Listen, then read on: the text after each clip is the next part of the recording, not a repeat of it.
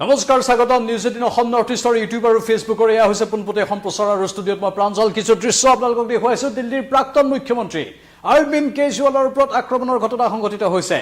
greater Kailash অঞ্চলত এই ঘটনা সংঘটিত হৈছে নিৰ্বাচনী প্ৰচাৰ অভিযানৰ পৰা অহাৰ মুহূৰ্ততেই অৰবিন্দ কেজৰিৱালৰ ওপৰত এই আক্ৰমণ সংঘটিত কৰা হ'ল স্বাভাৱিকতে এই কেদিন দিল্লীৰ নিৰ্বাচনৰ বাবে প্ৰচাৰ তুংগত উঠিছে প্ৰতিটো ৰাজনৈতিক দলৰ মাজত সেই প্ৰচাৰ অভিযানৰ আমি দৃশ্য দেখিবলৈ পাইছো আম আদমি পাৰ্টি বিগত সময়ত আম আদমি পাৰ্টিৰ বহুখিনি ঘাট প্ৰতিঘাত দেখিবলৈ পালো আমি অৰবিন্দ কেজৰিৱাল জেললৈ যাবলগীয়া হৈছিল তাৰ পিছত তেওঁ মুখ্যমন্ত্ৰীৰ পদ এৰিছিল আতিশিক মুখ্যমন্ত্ৰীৰ পদ তেওঁ অৰ্পণ কৰিছে আৰু সেই সময়তে নিৰ্বাচনৰ বাবে ককালত টঙালি বন্ধাৰ সময়তে অৰবিন্দ কেজৰিৱালৰ ওপৰত আক্ৰমণ আমি দৃশ্য দেখুৱাম আপোনালোকক কেনেধৰণে এই আক্ৰমণৰ ঘটনা সংঘটিত হ'ল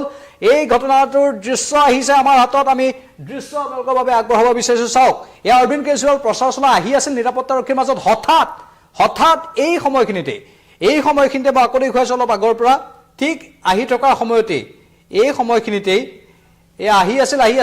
হঠাৎ এই আপোনাৰ চাওক এইখিনি সময়তে হঠাৎ এয়া অৰবিন্দ কেজৰিৱালক লক্ষ্য কৰি এনেধৰণে কিছু জুলীয়া পদাৰ্থ ছটিয়াই দিলে আগতে চিয়াহী ছটিওৱা হৈছিল অৰবিন্দ কেজৰিৱালক লক্ষ্য কৰি আৰু এইবাৰ অন্য কিছু জুলীয়া পদাৰ্থ তৰল পদাৰ্থ বুলি কোৱা হৈছে যি জুলীয়া পদাৰ্থ হয়তো নলাৰো হ'ব পাৰে বা আন কেতবোৰ স্থানৰো হ'ব পাৰে সেয়া সন্দেহ কৰা হৈছে সেই জুলীয়া পদাৰ্থ আনি এই নিৰ্দিষ্ট যুৱকজনে ছটিয়াই দিলে অৰবিন্দ কেজৰিৱালৰ গাত আৰু তাৰ পাছতে নিৰাপত্তাৰক্ষীয়ে সেই যুৱকজনক কৰায়ত্ব কৰিছে অৱশ্যে এয়া অৰবিন্দ কেজৰিৱাল আহি থকাৰ সময়ত চাওক পুনৰ দেখুৱাইছো সেই দৃশ্যবোৰ আৰু এই ঘটনা কেন্দ্ৰ কৰি এতিয়া আম আদমি পাৰ্টিৰ প্ৰতিজন নেতা কৰ্মীৰ মাজত তীব্ৰ প্ৰতিক্ৰিয়াৰ সৃষ্টি হৈছে কাৰণ তেওঁলোকৰ প্ৰাক্তন মুখ্যমন্ত্ৰী আৰু দলটোৰ মূল নেতা অৰবিন্দ কেজৰিৱাল আৰু সেই মূল নেতাগৰাকীকে এনেধৰণে আক্ৰমণৰ ঘটনা আৰু ইয়াক সহজভাৱে লোৱা নাই তাকো দিল্লীৰ নিৰ্বাচনৰ সময় সমাগত সেই সময়তে এই ঘটনা সংঘটিত হৈছে মানে আম আদমি পাৰ্টিয়ে অভিযোগ উত্থাপন কৰি কৈছে যে তেওঁলোকক এতিয়া শান্তিত প্ৰচাৰো চলাব নিদিব নেকি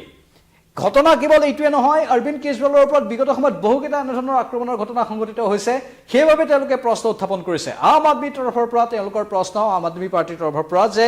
আমাক প্ৰচাৰ কাৰ্যও ভালদৰে চলাব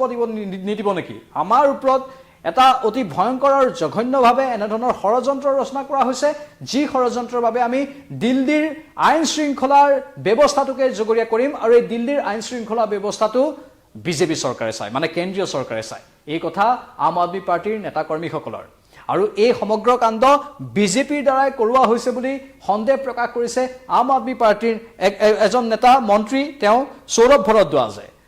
ভৰদ্বাজে সন্দেহ প্ৰকাশ কৰি কৈছে যে এই সকলো কাম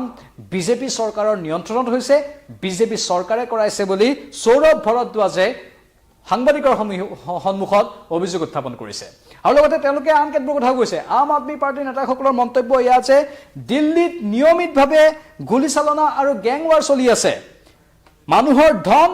কাঢ়ি নিয়া হৈছে এই গ্ৰেটাৰ কৈলাশতে নিজৰ জিমৰ বাহিৰত এজন জিমৰ মালিকক হত্যা কৰাৰ বিপৰীতে পঞ্চশীল পাৰ্কত এজন ব্যক্তিক চুৰিৰে আঘাত কৰি প্ৰাণ কাঢ়ি দিয়া হয় আৰু তাৰ বিপৰীতে দিল্লীৰ প্ৰাক্তন মুখ্যমন্ত্ৰী অৰবিন্দ কেজৰিৱালৰ ওপৰতো ধাৰাবাহিকভাৱে আক্ৰমণ চলি আছে মানে দিল্লীত এতিয়া নিৰাপত্তাৰ নামত এটা ফুপুলা স্বৰূপ দেখা পোৱা বুলি সদৰি কৰিছে আম আদমি পাৰ্টিৰ নেতা মন্ত্ৰীসকলে সেই কথাখিনিকে কৈছে আম আদমি পাৰ্টিৰ নেতা তথা দিল্লীৰ মন্ত্ৰী সৌৰভ ভৰদ্বাজে গ্ৰেটাৰ কৈলাশ এই অঞ্চলটো স্পৰ্শকাতৰ হৈ পৰিছে তাতে আজি অৰবিন্দ কেজৰিৱালে গৈ নিৰ্বাচনী প্ৰচাৰ চলাইছিল আৰু সেই নিৰ্বাচনী প্ৰচাৰ চলাই ঘৰমুৱা হৈছিল আৰু বৃহত্তৰ এই অঞ্চলটোৰ লোকসকল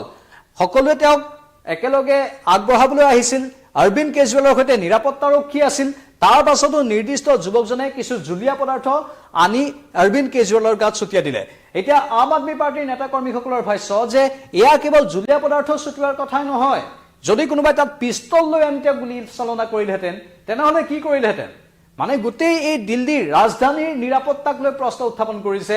আম আদমি পাৰ্টিৰ নেতা কৰ্মীসকলে কাৰণ ইয়াৰ পূৰ্বেও অৰবিন্দ কেজৰিৱালৰ ওপৰত এনেধৰণৰ আক্ৰমণ সংঘটিত হৈছিল বুলি তেওঁলোকে কৈছে আৰু এইবোৰ বাৰে বাৰে সংঘটিত হোৱাটো তেওঁলোকে ষড়যন্ত্ৰৰ গোন্ধ পাইছে আৰু আম আদমি পাৰ্টিৰ মতে এয়া বিজেপিৰ কাম বিজেপিয়ে কৰিছে হেনো তেনেধৰণে তেওঁলোকে অভিযোগ উত্থাপন কৰিছে আৰু কেতবোৰ তথ্য আহিছে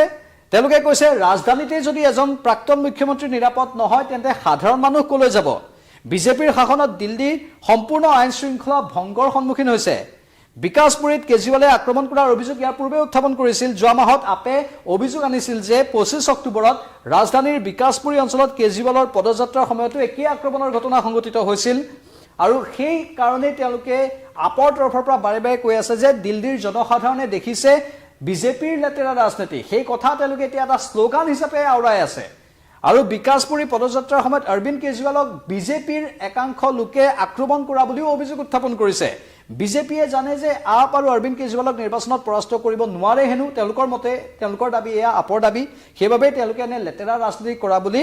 অভিযোগ উত্থাপন কৰা হৈছে আৰু মুখ্যমন্ত্ৰী আতিশীয়েও সেই মন্তব্য কৰিছে যে লেতেৰা ৰাজনীতি বিজেপিৰ দ্বাৰাহে কৰা হৈছে এটা স্বাভাৱিকতে এই যুৱকজনক আৰক্ষীয়ে যদিও কৰায়ত্ব কৰিছে কিন্তু সেই যুৱকজন বিজেপিৰ যে হয় তাৰো কোনো নিশ্চিত নহয় তাৰো কোনো তথ্য এতিয়ালৈকে নাই মানে বিজেপিৰ সেই লোকজন নহয় বুলি এতিয়ালৈকে প্ৰাথমিক তথ্য আহিছে সেয়ে সেই লোকজন সেই যুৱকজন বিজেপিৰ নহয় আৰু সেই কথাও ইতিমধ্যে প্ৰায় স্পষ্ট হৈছে কিন্তু সেই যুৱকজনৰ বিৰুদ্ধে অপৰাধৰ গোচৰো বহুকিটা আছে বুলি কিছু প্ৰাথমিক খবৰ পোৱা গৈছে আমি পৰৱৰ্তী সময়ত গম পাম যে কিমান কি অপৰাধৰ গোচৰ আছে সেই যুৱকজনৰ বিৰুদ্ধে বা দিল্লীৰ আইন শৃংখলা সঁচাকৈ যদি বিঘ্নিত হৈছে তেনেহলে সেই ক্ষেত্ৰত কেন্দ্ৰীয় চৰকাৰে কেনে ধৰণৰ ব্যৱস্থা গ্ৰহণ কৰে আৰু বিজেপিৰ প্ৰতি যেটো আঙুলি টোৱা হৈছে আপৰ তৰফৰ পৰা বিজেপিৰ প্ৰত্যুত্তৰ কেনে হয় কাৰণ নিৰ্বাচনৰ এই সময়খিনিত আমি ব্যাপক ৰূপত এবাৰ এই যুদ্ধখনক দেখিবলৈ পাম অৰবিন্দ কেজৰিৱাল বিগত সময়ত ইডিৰ ৰুখত পৰি গ্ৰেপ্তাৰ হৈছিল তাৰ পাছত তেওঁ জামিন পালে বহু পলমকৈ হলেও জামিন পোৱাৰ পাছত তেওঁ মুকলি হৈ আহিল তাৰ পাছত তেওঁ মুখ্যমন্ত্ৰীৰ পদটো নললে আতিশীক মুখ্যমন্ত্ৰীৰ পদটো দি দিলে আৰু তাৰ পাছতে তেওঁ ককালত টঙালি বান্ধিলে আগন্তুক দিল্লী বিধানসভা নিৰ্বাচনৰ বাবে তেওঁ প্ৰচাৰ অভিযান চলাই আছে কেৱল তেওঁই নহয় আন দলৰ ৰাজনৈতিক দলৰ নেতাসকলেও প্ৰচাৰ অভিযানত অংশগ্ৰহণ কৰিছে বিজেপিয়েও এতিয়া ককালত টঙালি বান্ধিছে কিন্তু সেই সময়তে অৰবিন্দ কেজৰিৱালৰ ওপৰত আক্ৰমণৰ এই বিষয়টো তেওঁলোকে এটা নিৰ্বাচনী ইস্যু হিচাপে যে গ্ৰহণ কৰিব সেয়া নিশ্চিত হৈছে আম আদমি পাৰ্টি এতিয়া বিজেপিকে টাৰ্গেট কৰি এনেধৰণৰ বহু হয়তো কটু বক্তব্য আগবঢ়াই থাকিব পৰৱৰ্তী দিনবোৰত বিজেপিৰ প্ৰত্যুত্তৰ কেনে হয় বিজেপিয়ে তেওঁলোকৰ বিৰুদ্ধে উঠা অভিযোগ সন্দৰ্ভত কি কয় সেয়া আমি শুনিবলৈ অধীৰ আগ্ৰহেৰে অপেক্ষা কৰি থাকিম এই মুহূৰ্তত বিদায় লৈছো চাই থাকক নিউজ 18